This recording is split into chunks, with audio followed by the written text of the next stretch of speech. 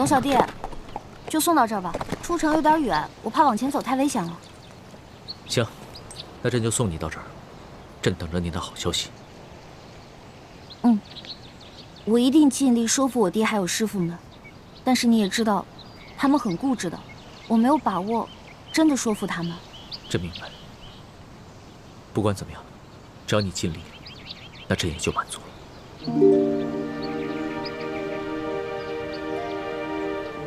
我走了，龙小弟。这。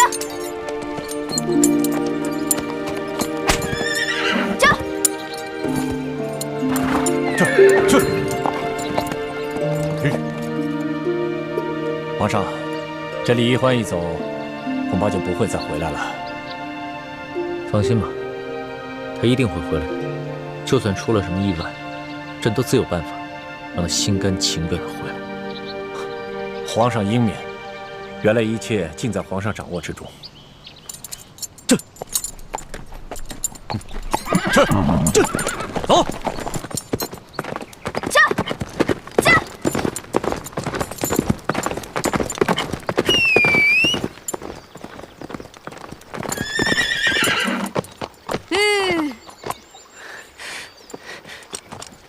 小师妹，你回来了。叶哥哥，今天是你负责放哨啊？我爹他们呢？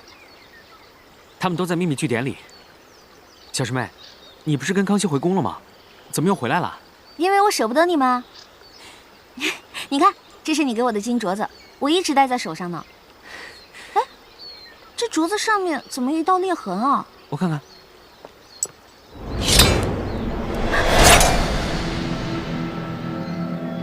小师妹，你这是干什么？叶默生，我现在是要叫你叶哥哥呢，还是要叫你黑狐呢？什么黑狐白狐的？我不懂你在说什么。你别再给我装了，我已经全部都知道了。你跟你爹是鳌拜派在我们明珠谷的奸细。你凭什么怀疑我跟我爹是鳌拜派来的奸细啊？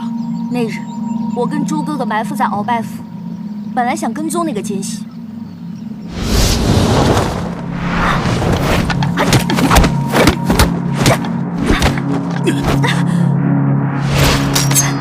看招！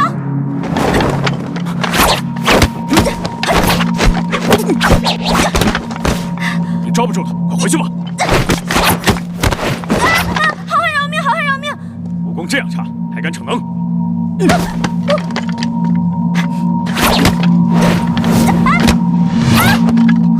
好汉，你再饶我一次吧！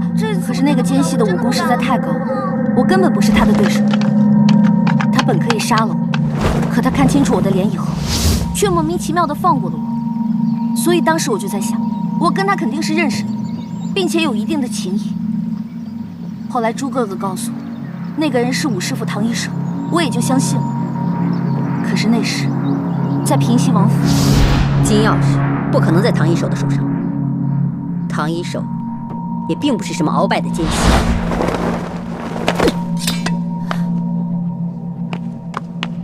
王妃，千万要沉住气。二公子，六师傅万万没有想到，吴家二公子跟王妃中了呆入木鸡散，不能动也不能说话，所以他只好撤销了解救吴家二公子的计划，从屋顶逃了出去。当他再回来的时候，却发现扮成王妃的武师傅早已毙命。王妃，王妃，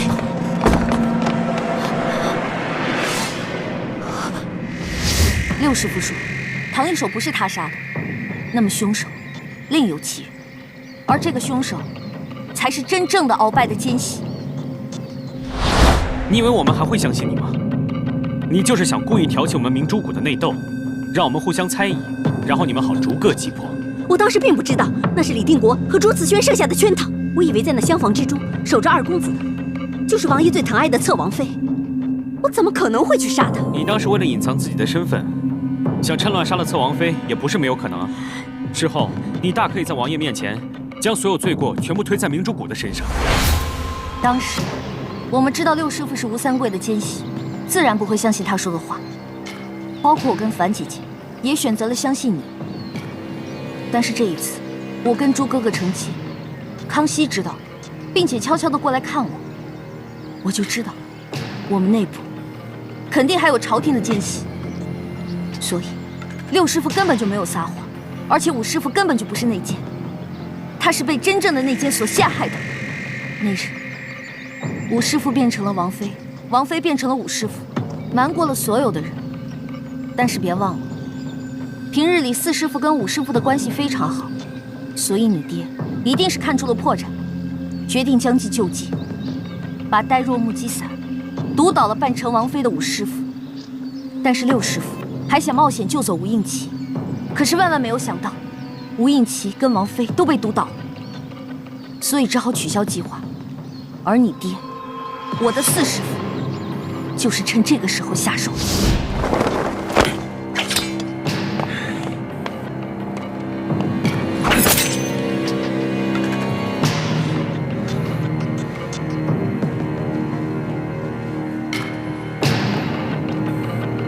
你爹杀了五师傅，把自己的腰牌放在了五师傅的身上，把奸细之名栽赃给了五师傅，又把杀害五师傅的罪名嫁祸给了六师傅。小师妹，这些都只是你的猜想，你为什么宁可相信六师傅，也不愿意相信我和我爹呢？王我爹从小最疼爱你，我更是对你一往情深，为了你，我可以连性命都不顾。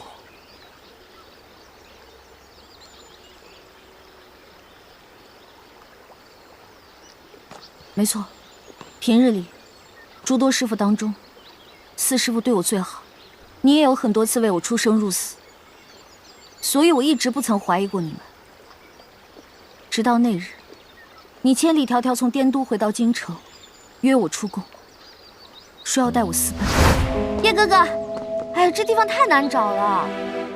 小师妹，你总算来了，你不知道，我等你等得好心急啊。你以为皇宫那么好出来啊？想进就进，想出就出啊！我跟那个守卫磨了半天才出来的。咱们平时不都在慈航药铺接头吗？为什么今天在这儿啊？而且你给我的暗号那么少，我找你一路了。我故意把暗号留得很少，就是不想明珠谷其他的人看见。为什么？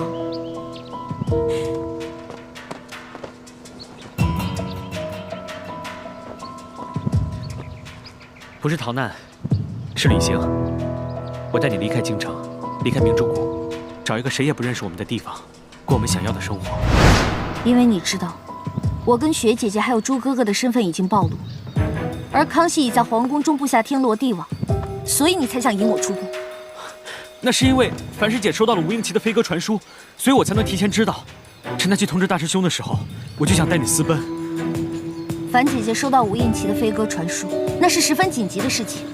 可是当时，你的那辆马车，还有马车上的物资，显然不是仓促之间能够备好的。而当时你跟樊姐姐正在滇都执行任务，你却未奉命令，自行回了京城。小师妹，那是因为我在滇都待的时间太久，实在太想你，所以才会未奉命令私自回京。至于马车上的物资，其实我早就有带你私奔的念头，所以提前做些准备也在情理之中啊。你到现在还在骗我！那日我们抓住了孙福，你却把他杀人灭口。想不到10几年过去了，你更加疯狂，竟然用你的亲生女儿假扮青楼女子色诱于我。默生，你竟敢擅作主张！你，默生，你怎么把孙福给杀了？那个时候，我们都以为你杀他是为了我，可是现在我才知道，你杀他，是怕他泄露朝廷中的机密。你真是把我当做偷斧子的人了，所以回想我之前所有的一言一行，全部都成了偷斧子的嫌疑。我杀孙福，那只是因为他在剧院里轻薄了你，我心生愤恨。叶默生，不止杀了孙福灭口这件事，舒婉心也是被你爹故意放走的。舒剑的女儿舒婉心，她逃走了。这舒婉心出身在官宦世家，又不会武功，她是怎么从您手中逃走的？你知道的，四师傅有些迂腐，把男女大防看得很重。她一个女孩子家要走得远远的去方便，我也不便跟着去查看。等我发现异常，赶紧去追，已经来不及了。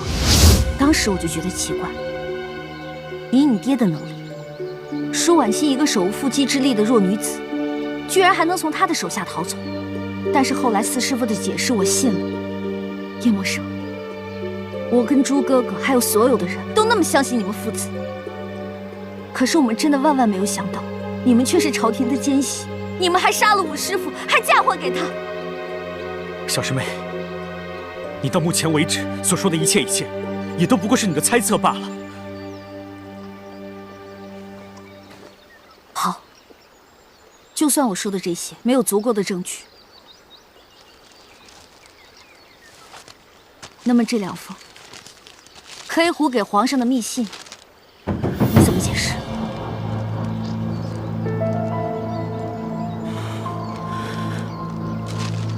叶哥哥，我们从小到大青梅竹马，彼此的字迹再熟悉不过，难道你还要告诉我，这上面的字是别人仿的吗？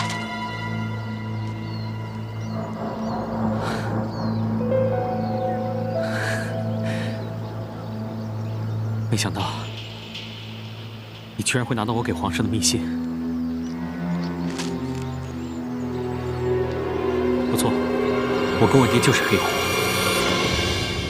吴师傅是清白的，是被我爹栽赃的。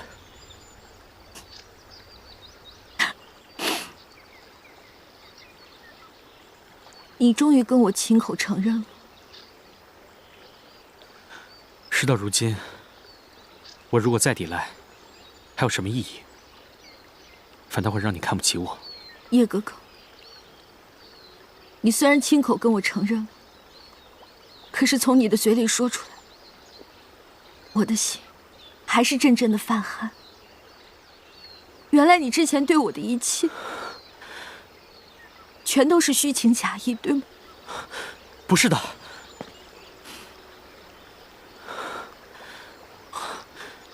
我和我爹虽然被迫做了朝廷的奸细，可我对你的心意却无半点虚假。就好像你不得不奉命在皇上身边潜伏，难道说你对皇上的情谊也都是虚情假意吗？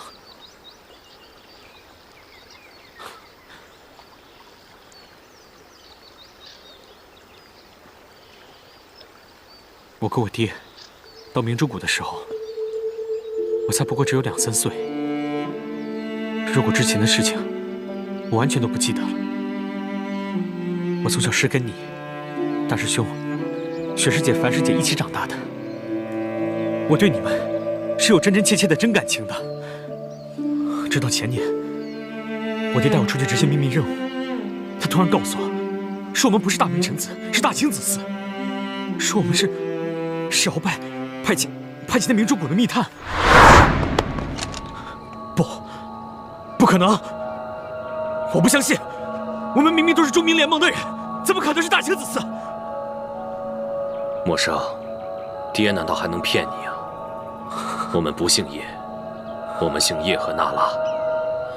叶赫那拉一族是大清中赫赫有名的大族。当年我阿玛，也就是你爷爷，他犯下了死罪，鳌拜赦免了他，但却要求我伪装成大明臣子进明珠谷潜伏。我不听，我也不信，你不要再说了。孩子，等我带你见了你娘之后，你就会明白，爹说的全是实话。你不叫叶默生，你叫叶赫那拉默生。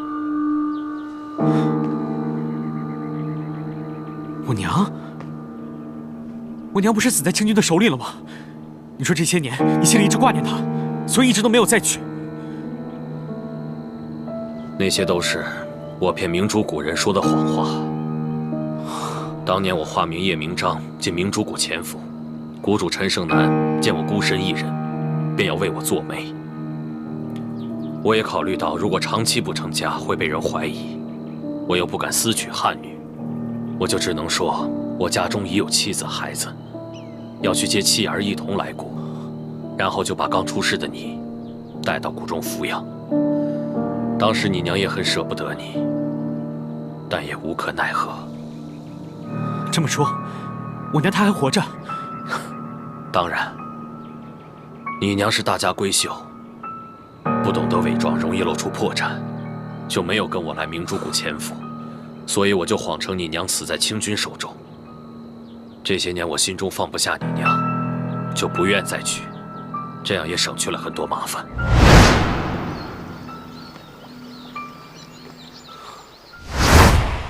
随后，我爹带我回了我们在北京的家。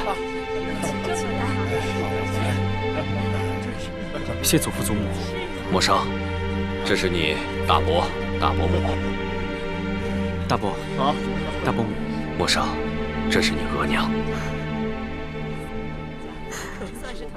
孩子，你都长这么高了，娘想你，娘想你啊！娘，好了，夫人啊，别哭了，我们不是好好的吗？等再过上几年，剿灭了明珠谷的乱党，我和默生就可以回来和大家团聚了。别哭了，默生，这是你表妹乌雅如意，你姑父姑母死得早，就留下这一个女儿放在我们家，由你额娘来抚养，她也算是你的亲妹妹了。见过默生哥哥。如意妹妹，啊，我和默生说两句。啊，默生，你这就算认祖归宗了，以后要随时记住自己的身份，别把自己再当做明珠谷中的乱党了。那谷里的师傅、亲友们、师兄师弟、师姐师妹们，他们都是我们的敌人。所有著名联盟的人都是我们不共戴天的敌人。我们的任务就是有朝一日把他们一网打尽。那也包括小师妹吗？当然，默生，爹知道你喜欢易欢，可你们那是不可能的。再说了，李易欢早和朱慈轩定了亲，他心中完全没有你。你千万别白费心机了，这样会害了你自己，也会连累我们这么大一个家族。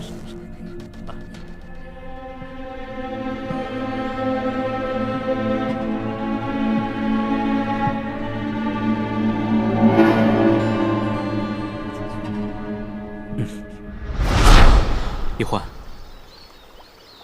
如果换做你是我，现在你爹突然跟你说，其实你们是朝廷派来的密探，要让你们把从小在明珠谷里一起长大的亲人，当做不共戴天的仇人，你会怎么办？你知道我当时心里有多难过，多震惊吗？可我没得选。其实你也一样，你不明白自己为什么一生下来就要光复大明。你在7岁那年，莫名其妙的成为了大明的太子妃。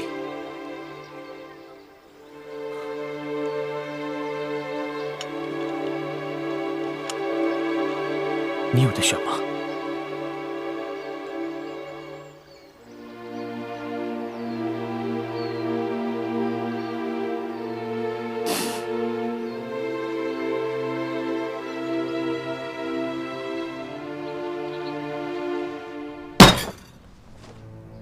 什么？易欢知道你我是朝廷的奸细？他从御书房偷到了我写给皇上的密信。没想到皇上还这么宠信他。小师妹好像跟皇上约好了，要劝降师傅们，让他们放弃光复大明，接受朝廷招安。他还说，他会暂时为我们保守秘密。哼，易欢呢？毕竟还是个小丫头，她把事情想得太简单了。朱慈轩、李定国、樊离他们哪个不是对我们大清恨之入骨啊？怎么可能放弃光复大明，接受招安？是啊，那我们现在该怎么办？皇上命我从李定国身边盗走真的铜匣，我一直没找到机会。现在情形危急，你我只能孤注一掷，赶在易欢把你我身份告诉李定国之前盗走铜匣。你骂还是不骂？骂吴三桂！师傅们，你们若还想撒气，就出窃影来吧。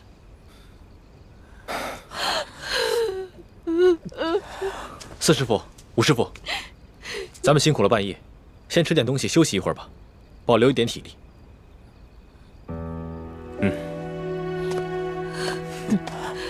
小子，今天我们暂且饶过你，但是你得给我记清楚，哪天我们几个手痒了，就有你好受的。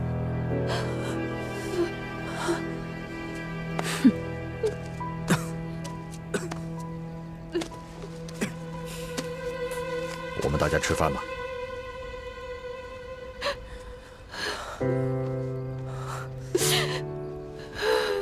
我没事，你不用担心，我也不饿，都是我娘。娘也不饿，你不用担心我。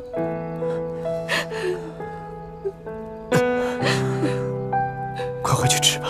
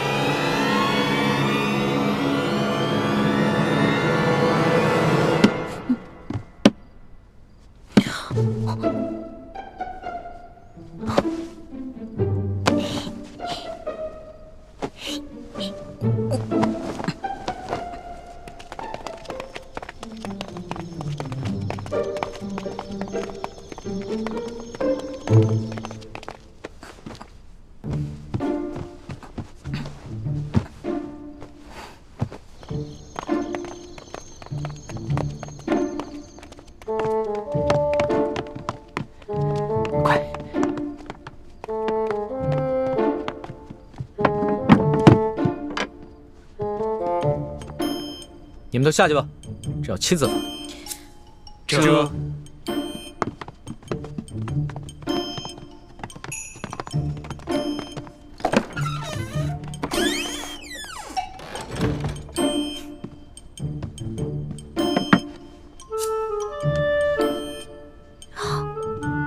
皇上，您真的要打奴婢啊？不然呢？这一次要是再不罚你的话，你都要上房揭瓦了。君无戏言，这是你自己说过的。过来，趴下。好吧，不就挨几下板子吗？打就打。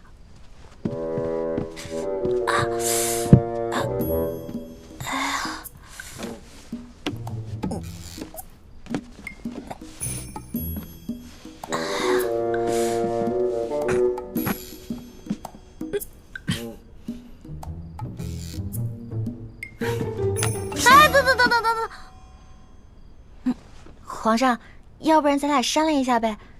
您高高举起，轻轻放下，假打行吗？你刚才那个死猪不怕开水烫的英雄气概哪儿去了？不如啊，你给朕认个错，跟朕重新续个大桥，让朕做老大，你做小弟，那朕就饶了你。不行，我从小都是老小，好不容易捞个老大当，士可杀不可辱。打吧。行，那你就好好忍着，别鬼哭狼嚎的啊！绝对不出一声。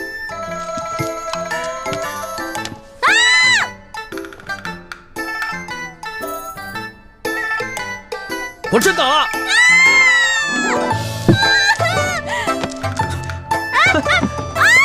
我说呢，平日里你蹭破点皮就哼哼唧唧的，今天像换了个人似的。原来有这个东西！还给我！什么东西？大清哪条律法规定了，奴才被打的时候，屁股里就不能垫垫子？还给我！你趴下，板子还没打呢。皇上，您难道真的要打奴婢40大板吗？皇上，您看您这板子这么大，您要是真在我屁股上打，那我屁股不得开花了？能不能打个折呀？半折、对折，20下。不行，40大板，一下都少不了。那要不然就4折15下。你的算术先生是被你活活气死的吧？4折16。皇上英明，16下，那我们就决定了，就打我16下。谢谢皇上。到了这个时候，你还想给朕下套啊？我告诉你，40大板一下都少不了。哎，等一下，又怎么了？您看是这样的，如果硬打我40大板都打在屁股上，我是个女孩啊，半个月都起不来，走路一瘸一拐的，多难看。要不然换个地方打。也是，真把你屁股打坏了，你这半个月下不了床，朕这儿也没人伺候。行，你先起来吧。谢皇上开恩。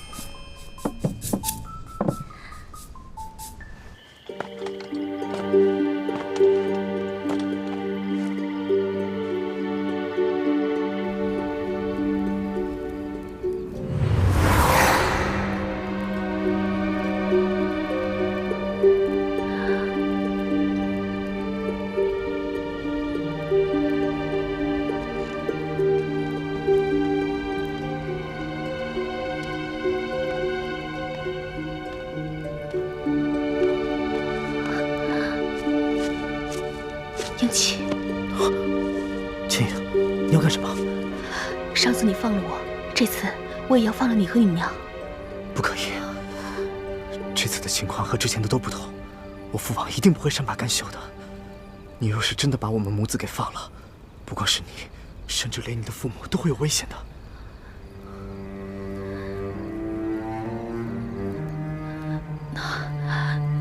那我该怎么办啊？没事。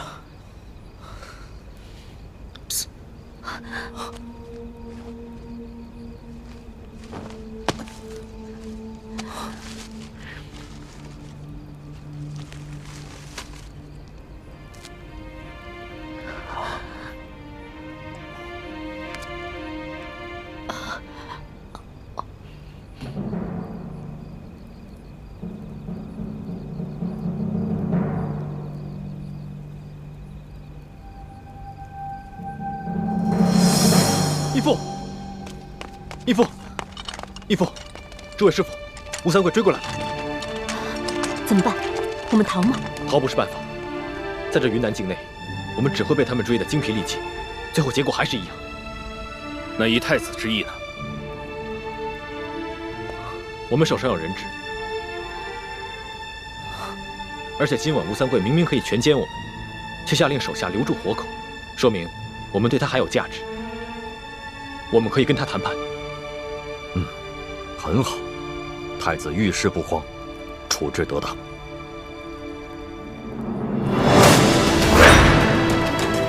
晋王，前明太子，你们已无路可逃，识时务者为俊杰，快出来投降吧！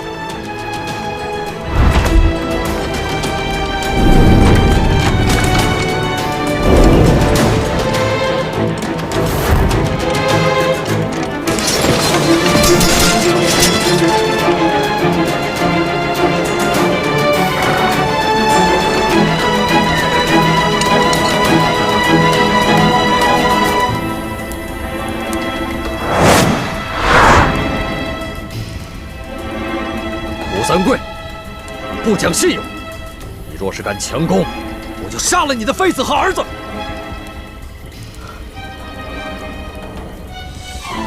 王爷，怎么办？晋王，你已是瓮中之鳖，无处可逃。我劝你还是赶快投降吧，我还可以饶你不死。我给你1天的时间考虑，希望你不要让我失望。传令下去，距离此处100步之外，安营扎寨，听候本王的号令。卑职遵命。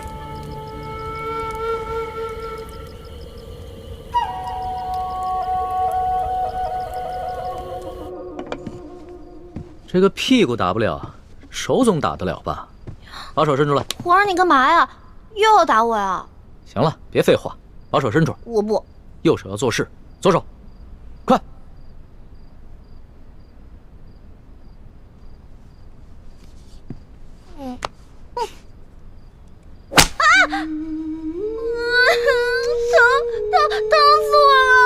真英雄啊！这声音都传到紫禁城外面去了。奴婢是假英雄，真怂包。如果皇上行的话，你试试，你不叫我就服你。这个时候你还敢跟朕顶嘴？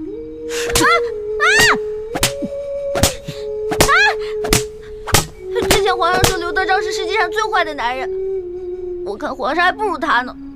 刘德章虽然欺上瞒下、贪赃枉法，但他对自己的女人从来不打，他对他女人很好的。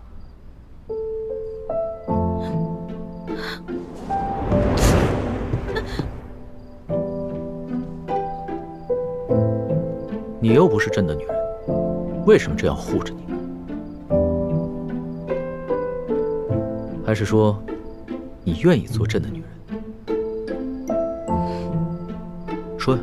说你愿意做朕的女人。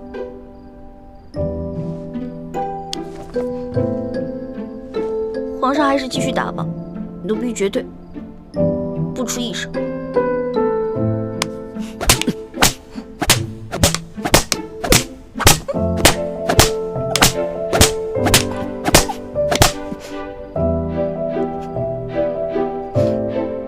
要哭就哭出来，别憋着，装什么英雄？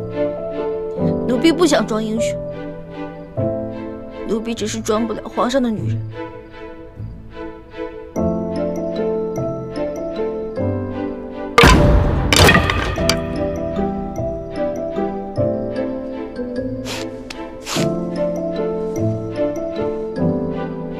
皇上，您这是不打了呀，还是改日再打呀？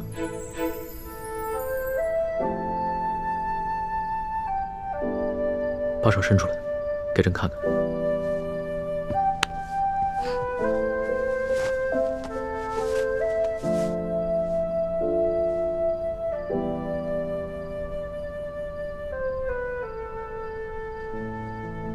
怎么这么娇气？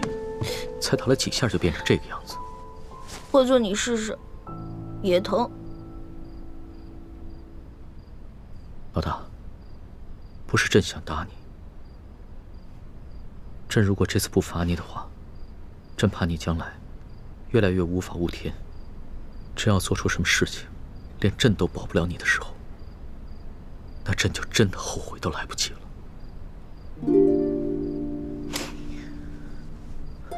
可能这次真的是打中了。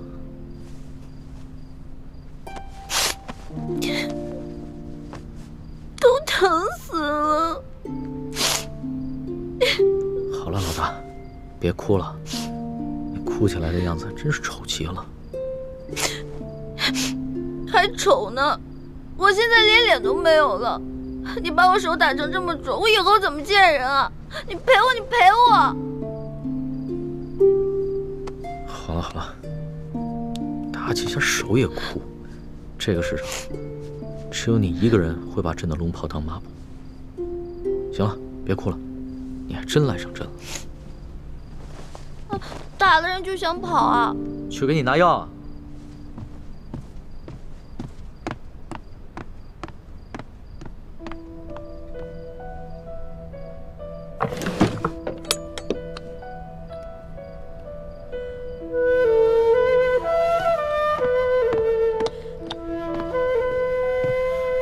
把手伸出来。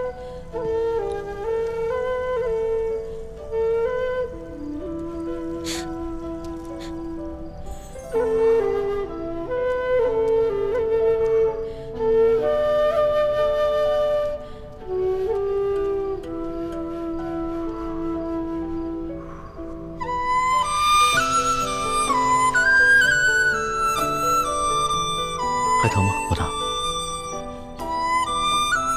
你这样看着我干什么？我看你长得丑。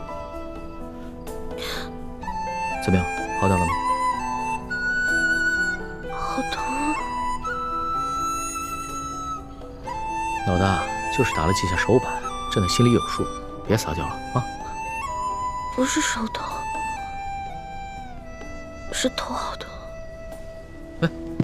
哎，老大，老大，老大！老大，太医，快传太医！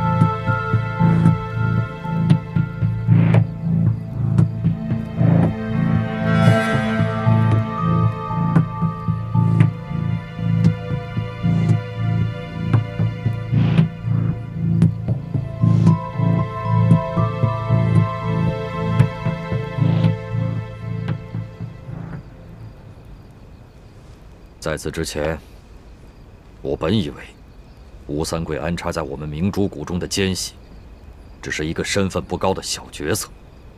但如今看来，吴三桂不仅知道我儿子李建清就是大明王朝最后一个太子朱慈轩的机密，而且还对我等来到滇都以后的行动了如指掌。这就说明，这个内奸不仅仅已经进入了我们明珠谷的核心层，更在我们在座的9个人中间。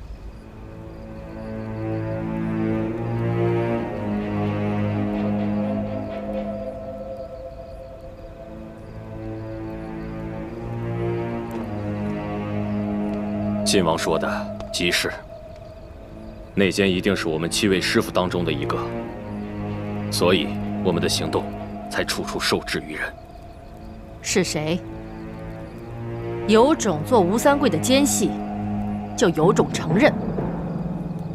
只要你承认了，我等就念在与你过去的情分上，饶你一命，只废了你的武功，让你滚回吴三桂那个狗贼身边去。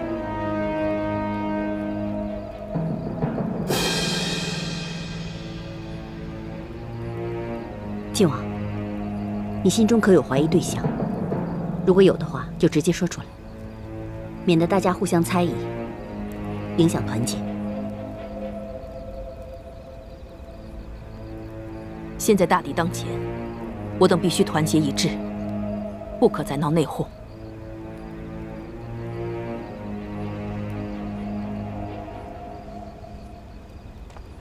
太子，你可有怀疑对象？除了义父，在座7个人当中，有5个是我尊敬的师长，还有2个是我从小一起长大的兄弟姐妹。我实在不知道该怀疑谁。不管怀疑谁，我的心里都十分愧疚，十分难过。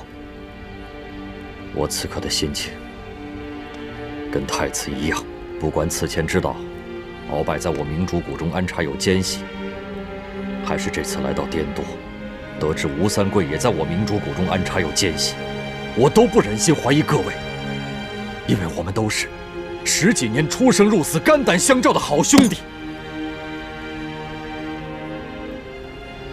倩影跟默笙，更是同太子从小一块长大，情同手足。但是我也知道，这些年来，我们的大业进展得极为不顺利，缺乏经费，条件艰苦。有些人渐渐动摇了，有些人退出了，还有些人投敌叛变了。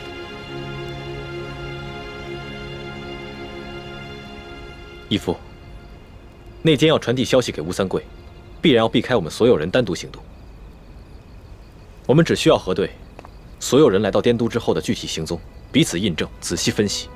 就算内奸隐藏的再好，也会露出蛛丝马迹。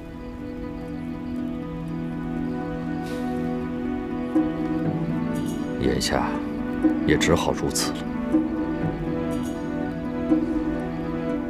我恳请各位暂时都先退出屋去，然后逐一接受我跟太子的盘问。希望各位在外面期间不要私自交谈，不知各位可愿意配合？我等愿意配合晋王与太子的盘问，以查出内奸。有劳各位了。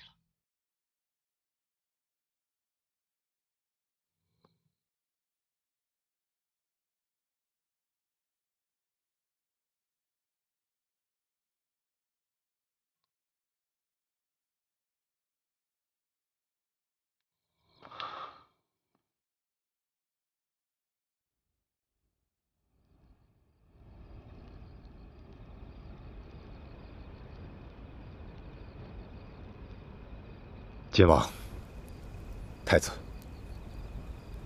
眼下光复大明的大业，虽然进行得十分艰巨，而且很多人都开始动摇了，可是我们夫妇俩意志坚定，一心一意，只想光复大明，所以我们夫妇俩宁死都不会投降清廷。更不会被吴三桂这个大奸贼所利用。范兄，除了太子，在这个世界上我最信任的人就是你了。当年我亲手射杀了我的发妻，是樊兄你冒死闯入了战场，把易欢救出来。你们把易欢带进了明珠谷，你和弟妹一同把易欢抚养到了7岁。易欢7岁之后，我虽然也到了明珠谷，可是我大半时间都在外奔波，没有尽到一个做父亲的责任。还是你们夫妻2人在一直细心地照料着易欢，甚至在你们的亲生女儿倩影跟易欢同时遇到危险的时候，你夫妻2人先救的也是易欢，只是倩影容颜被毁。这么多年来，他心中一直对你这个父亲有怨在心，你也对这个女儿十分的愧疚，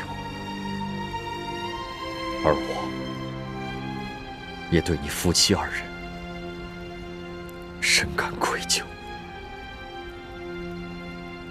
义父说的是，2师父、3师父，你们为光复大明的大业鞠躬尽瘁，死而后已。你们和义父一样，都是我最信任的人。多谢太子，还有晋王对我们夫妇的信任。倩影这个孩子，从小在明珠谷长大，他不可能是内奸，但他对吴应琪情根深重，他容颜被毁，是他这辈子最大的隐痛，但却被吴应琪给治好了，而吴应琪又为他被父亲责打了50军棍，这很可能是吴氏父子使的苦肉计。倩影很可能中计，无意当中被吴应琪套了话。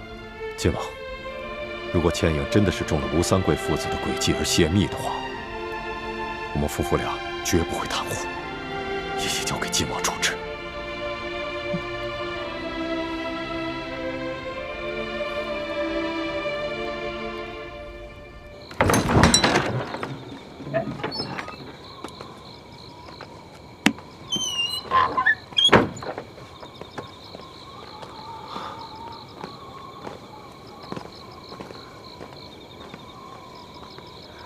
娘，倩影，晋王跟太子叫你进去，不管什么事，你都要如实回答。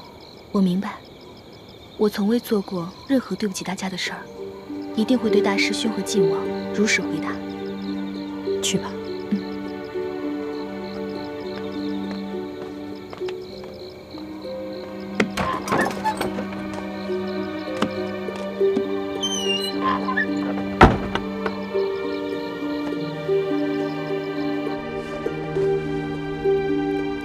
大师父，大师兄，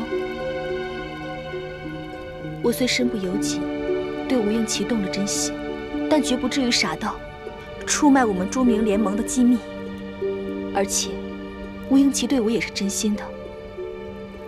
在他为我挨吴三棍军棍之时，并不知道我会去而复返，也不知道你们会来滇都盗取金钥匙。如果他对我不是真心的，那今晚我们也绝不可能将他结为人质的。樊师妹，你快起来，我跟义父也是公事公办，例行盘问，万不可如此。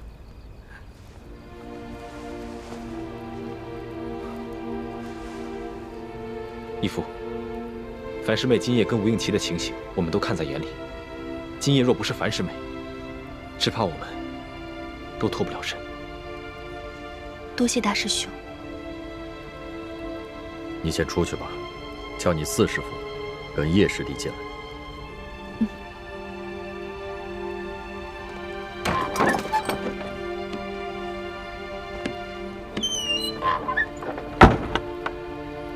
义父，我相信樊师妹。太子不必多言，此事关系重大，我不敢轻信任何人。我们必须抛开一切情感因素，尽快查出内奸。义父说的是我太感情用事了。四师父，叶师弟，太子和晋王让你们进去。我们走吧。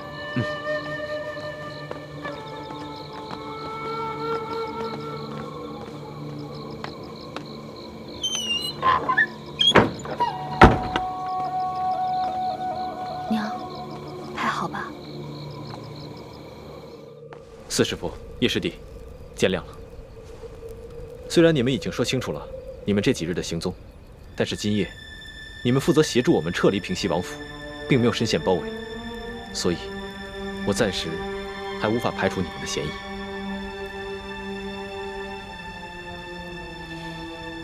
我们父子愿意接受晋王和太子进一步盘查，全力配合。多谢四师父体谅，那就有劳二位先出去，帮我们叫武师傅进来。好。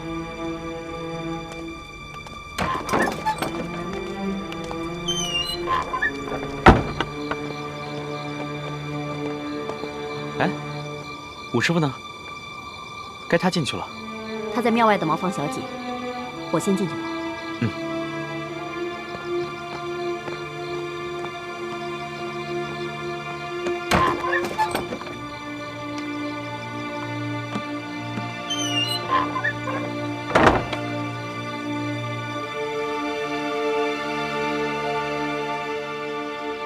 六师傅，今夜在书房之中，若非你经验丰富，发现了我们未能及时发现的机关，只怕我们大家都已经丧命了。我本来不该怀疑你的，但此次滇都行动，你归队最晚，行踪也最为自由，所以你还是有嫌疑。我归队最晚的原因，是因为我去追杀裘贵了。如果让裘贵找到舒婉心，那么倾城的身份就会暴露。好，那就麻烦六师傅，把到滇都后的具体行踪都详细告诉我跟义父吧。好。那日我与你们会合之后，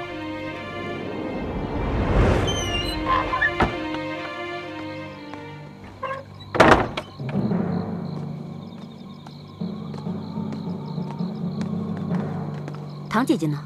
你不是说小姐去了，现在还没回来呢？哎呀，身为女人就是可怜，想方便都不能方便。若有来世，我一定投身为男人，坚决不再做女人了。唐姐姐，请吧。哦，记住关门哦。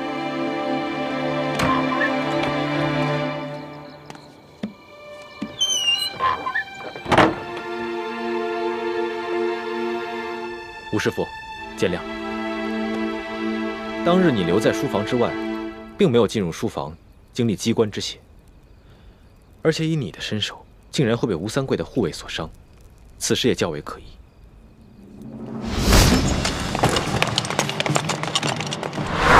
有埋伏，快撤！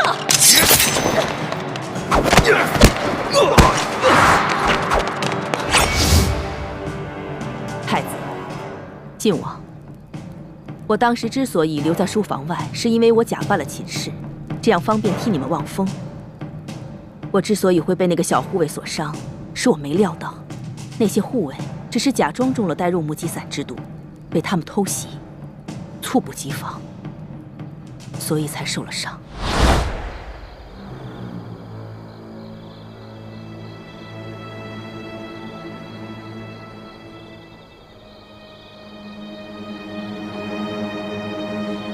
倩影，我怎么觉得有什么不对劲？远处好像隐隐有响动。吴师傅，您留在这儿，我去瞧瞧。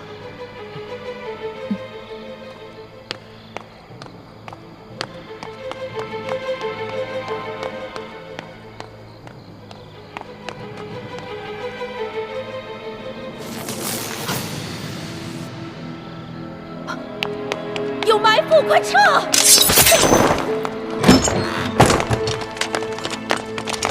当时给那些护卫下丹肉木鸡散之毒的是倩影和默生，我们也在王府外面收到了你们发出的信号。但奇怪的是，为什么那些护卫根本就没有中毒？刚才樊师妹说，她因为要假扮丫鬟，所以就将下毒的任务交给了叶师弟。刚刚默笙也说过，他把倩影给他的毒下到了护卫们的茶中，是他亲眼看到护卫把茶喝下去，但他也不知道为什么护卫们没有中毒。那些护卫不但没有中毒，反而假装成了中毒的样子，诱使你们进了书房。他们本想借助书房的机关擒住你们，这样他们也就省去了许多麻烦。但没料到的是，你们居然能够突破书房的机关，拿到钥匙，全身而退。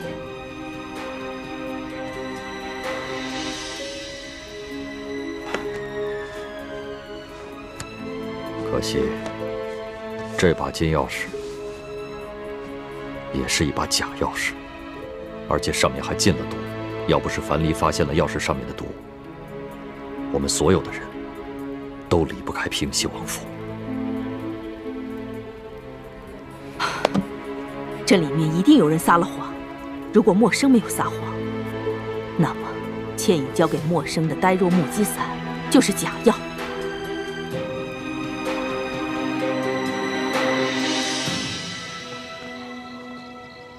倩影，你再进来一下。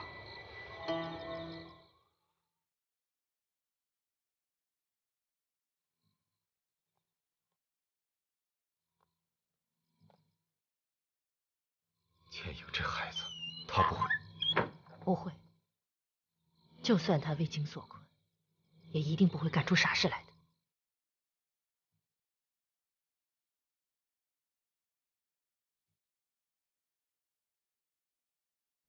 不可能，这药是我爹亲手给我的，不可能是假的。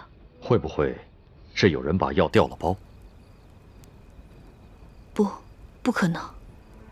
这药我一直贴身藏在胸前，没有任何人有机会接近我。难道吴三桂的儿子也没有可能接近你吗？你们不是已经……吴师傅，我和吴应奇虽然彼此有情，但我们发乎情，止乎礼，彼此之间清清白白，绝无逾矩之事。我相信樊师妹，吴应奇不会功夫，不可能有这么高明的手段，能在樊师妹毫不知情的情况下，将药给调包。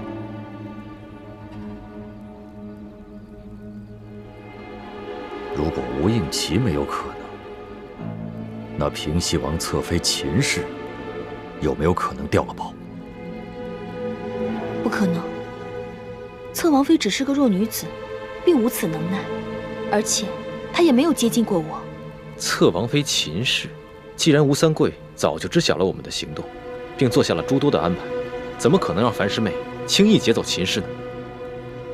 倩影，你说一说，你是怎么劫持了秦氏的？那一夜，我和化妆成平西王侧王妃的武师傅一起在屋外放风。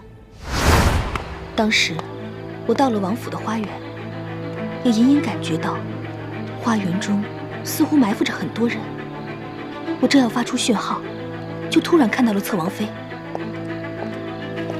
当时我还奇怪，王妃不是早就歇息了吗？怎么会在这个时候到平西王府来？王妃止步，今天晚上这里谁也不能进去。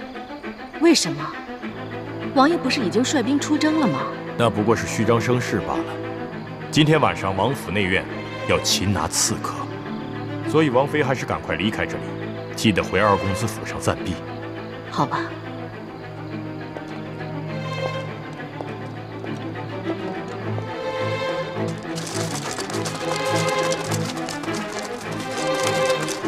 我当时意识到情况有变，我们很可能中了埋伏，就悄悄尾随侧王妃。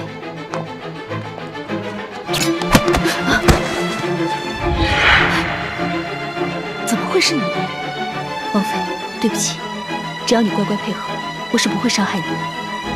我劫持了秦氏，突然听到从书房传来打斗声，于是就带着秦氏和你们接应。平时秦氏都住在吴应奇的府上，今天这突然来到平西王府，可能他们都疏忽了，就没有派人专门保护侧王妃。既然这秦氏平时都住在吴应奇的府上，怎么会在今晚去了王府呢？这我就不知道了。但是，不管是什么原因，秦氏都不可能知情，也没有机会调包。如果默笙真的把药下到了护卫的茶中，那还有一种可能，就是吴三桂有呆若木鸡散的解药。范师妹，这呆若木鸡散的解药，除了你爹，还有谁有？这药，我爹和我娘都有解药，可是4师傅和5师傅都有机会接近我爹，6师傅又和我娘关系甚好，所以他们都有可能从我爹和我娘手中偷走解药。范师妹，那你先出去吧，我和义父还要继续跟5师傅谈谈。嗯。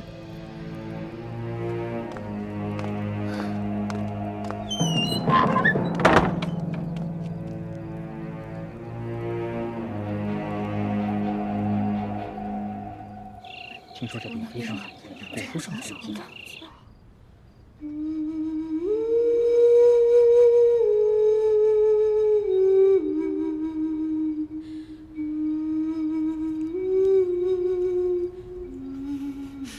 一欢怎么还醒不过来啊？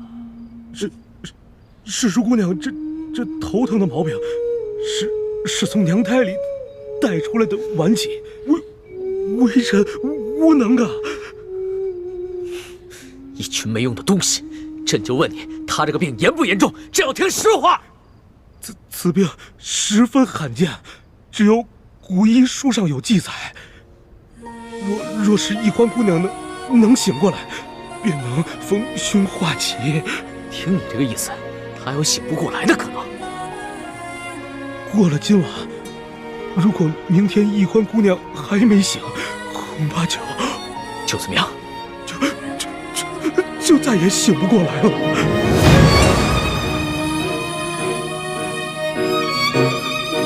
让你们太医院去会诊！你们听好了，他今天要是出什么事，你们这帮人一个都活不了！滚！这药呢？还没煎好啊！快给他喂上。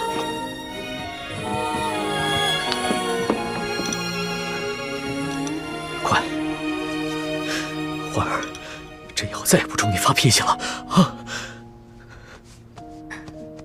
哎呀，师叔姑娘根本就没办法吞药。喂，接着喂！哎呀！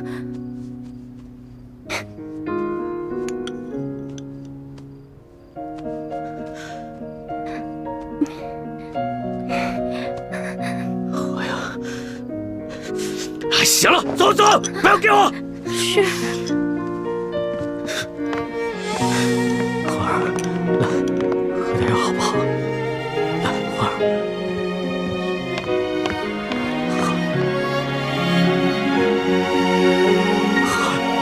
欢儿，喝点药。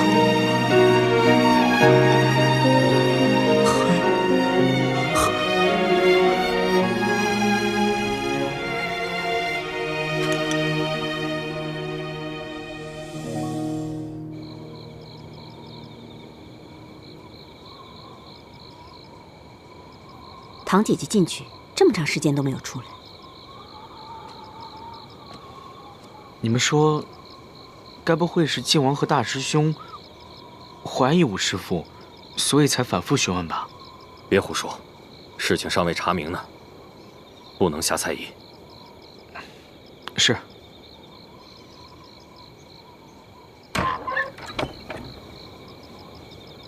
你们所有人都进来说话吧。